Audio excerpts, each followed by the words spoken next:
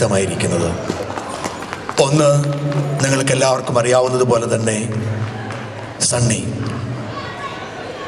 യുഗ്മ എന്ന് പറയുന്ന സംഘടനയുടെ തുടക്കം മുതൽ ഞാൻ സണ്ണി ആദ്യം പരിചയപ്പെടുന്നത് യുഗ്മയുടെ ആദ്യത്തെ സമ്മേളനം ലെസ്റ്ററിൽ വെച്ച് നടന്നപ്പോഴാണ്. പിന്നീട് ഇന്നും എൻ്റെ സുഹൃത്തായിരുന്നു സണ്ണി. രണ്ട് ടോമിച്ചൻ നാളുകളായി നാട്ടിൽ രാഷ്ട്രീയ പ്രവർത്തനവുമായി ടോമിച്ചൻ നടന്നിരുന്ന കാലം മുതൽ എനിക്ക് പരിചയമുള്ള ആളാണ് ടോമിച്ചൻ. നിങ്ങളൊക്കെ ആലോചിക്കുന്നുണ്ടാവും മൂന്നാമത്തെ വ്യക്തി ആരാണ് ഈ കൂട്ടത്തിൽ ഉണ്ടാവുമെന്ന് ഞാൻ കരുതുകയാണ്. എനിക്ക് ഒറ്റ നോട്ടത്തിൽ കാണാൻ കഴിയുന്നില്ല. ഞാൻ ആ കുട്ടിയെ കാണാൻ വേണ്ടിയാണ് ഞാൻ വോക്കിങ്ങിൽ ആദ്യം എത്തുന്നത്. എൻ്റെ വളരെ അടുത്ത സുഹൃത്തും ഒരുപക്ഷെ എൻ്റെ ചെറുപ്പകാലത്തെ എൻ്റെ രാഷ്ട്രീയപരമായ കാര്യങ്ങളിൽ എൻ്റെ ഏറ്റവും സ്വാധീനിക്കുകയും ചെയ്തിരുന്ന ഞങ്ങളുടെ ഒരു നാട്ടുകാരൻ്റെ മകളും എൻ്റെ ജൂനിയറായി പഠിക്കുകയും എൻ്റെ സുഹൃത്തുമായിരുന്ന ഋത്തുവിൻ്റെ നാട് കൂടിയാണിത്. ഞാൻ ഋത്തുവിൻ്റെ വീട്ടിൽ മുമ്പ് വന്നിട്ടുണ്ട്. ഞാൻ ടോമിച്ചൻ അന്ന് ഇവിടെ ഉണ്ടെന്ന് എനിക്കറിയത്തുണ്ടായിരുന്നില്ല, സണ്ണിയെ പരിചയമുള്ളതിന് മുമ്പ്. അപ്പോൾ അത്തരം 3 വ്യക്തികളിൽ അപ്പുറം വോക്കിംഗ് എന്ന് പറയുന്നത് ഇത്രയും ഒരു ചെറിയ സ്ഥലമായിരിക്കും. ഞാൻ ഇംഗ്ലണ്ടിലെ ഒരുമാതിരിപ്പെട്ട UK-യിലെ ഒരുമാതിരിപ്പെട്ട എല്ലാ സ്ഥലങ്ങളിലും ഞാൻ പല പരിപാടികളുമായി പോയിട്ടുണ്ട്. പല അസോസിയേഷനുകൾ തമ്മിൽ ഭിന്നിക്കുന്നതും പല അസോസിയേഷനുകളിലും പല മലയാളികളും തമ്മിൽ കലഹിക്കുന്നതും സ്നേഹിക്കുന്നതും ഒക്കെ ഞാൻ കണ്ടിട്ടുണ്ട്. അപ്പോഴും വോക്കിംഗ് പോലുള്ള ഒരു കൊച്ചു സ്ഥലത്ത് ഇത്രയധികം മലയാളികൾ ഉണ്ടാവുമെന്ന് ഞാൻ ഒരിക്കലും വിശ്വസിച്ചിരുന്നില്ല.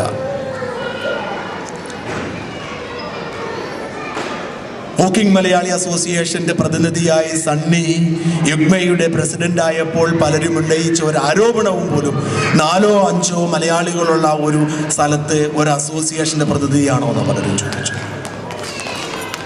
അതുകൊണ്ട് തന്നെ നിങ്ങൾ ഇത്രയും അധികം ആളുകൾ ഇവിടെ കാണുമ്പോൾ എനിക്ക് സന്തോഷമുണ്ട്, അഭിമാനമുണ്ട്. മറ്റെല്ലായിടങ്ങളിലും ഉള്ളതുപോലെ തന്നെ ഇവിടെയും വിമത വിഭാഗവും ഉണ്ടാവുമെന്ന് തന്നെയാണ് ഞാൻ കരുതുന്നത്. അതുണ്ടാവണം. അതില്ലെങ്കിൽ എന്തോ പ്രശ്നമുണ്ട് എന്ന് കരുതേണ്ടിയിരിക്കുന്നു. ഞാൻ ഉന്നയിക്കുന്ന പ്രശ്നവും ഞാൻ പറയാൻ ഉന്നയിക്കുന്ന പ്രശ്നവും ഒരു സംഘടന ഉള്ളപ്പോൾ വിമതരുമുണ്ടാവും. അതുകൊണ്ട് വിമതരുണ്ട് എന്നുള്ളത് ഒരു പ്രശ്നമായി ആരും കരുതുന്നേ ഉള്ളത് മാത്രമാണ്. കലഹിക്കുക എന്നുള്ളത്, ഭിന്നിക്കുക എന്നുള്ളത് മലയാളിയുടെ ജീവിത രീതിയുടെ ഭാഗമാണ്. കാരണം നമ്മളൊക്കെ കരുതുന്നു, നമ്മളൊക്കെ വിശ്വസിക്കുന്നു, നമ്മളൊക്കെ നിഷ്പക്ഷരാണെന്ന്. പക്ഷേ നമ്മൾ ആരും നിഷ്പക്ഷരല്ല. ലോകത്തെ ഏറ്റവും വലിയ കളവ് നിഷ്പക്ഷതയാണ്. ഞാൻ നിഷ്പക്ഷനാണ് എന്ന് ഞാൻ പറഞ്ഞാൽ ബ്രിട്ടീഷ് മലയാളി വായിക്കുന്ന നിങ്ങൾ ആരും സമ്മതിക്കത്തില്ല ഞാൻ നിഷ്പക്ഷനാണെന്ന്. പക്ഷെ ഞാൻ അവകാശപ്പെടുന്നു ഞാൻ നിഷ്പക്ഷനാണ് എന്ന്. നിങ്ങളുടെ ജീവിതത്തിലും നിങ്ങളുടെ സംഘടനാ പ്രവർത്തനത്തിലും എൻ്റെ മാധ്യമ പ്രവർത്തനത്തിലും രാഷ്ട്രീയ പ്രവർത്തനത്തിലുമൊക്കെ ഏറ്റവും പ്രധാനപ്പെട്ട സംഗതിയാണ് നിഷ്പക്ഷൻ അല്ലാതിരിക്കുക എന്നുള്ളത്. കാരണം നിഷ്പക്ഷത കള്ളമാണ്. നിഷ്പക്ഷനല്ല, നമുക്കൊക്കെ ഒരു പക്ഷമുണ്ട്.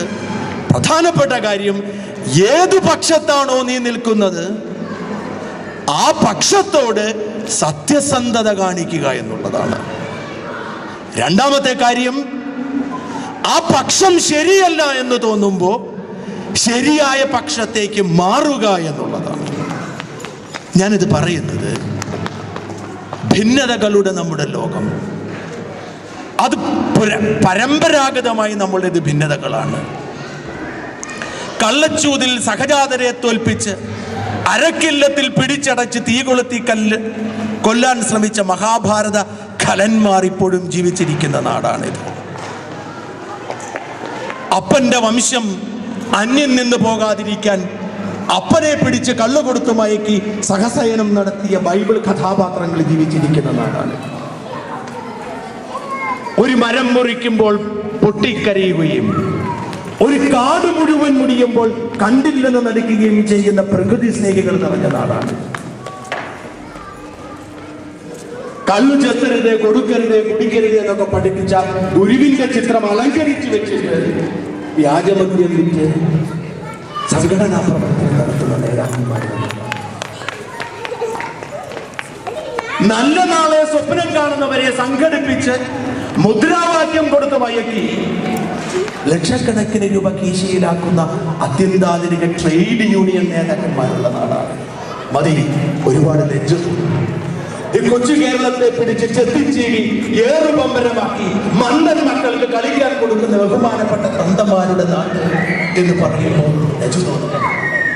അപ്പോൾ നമുക്കുള്ളത്, നമ്മൾ പക്ഷപാതികളാകുമ്പോൾ തന്നെ അതിൽ സത്യസന്ധത പുലർത്തിക്കൊണ്ട് ഭിന്നതകൾ നോക്കുകയാണ്. അതെങ്ങനെ സാധിക്കും? നമ്മുടെ പക്ഷത്ത് നിൽക്കുമ്പോൾ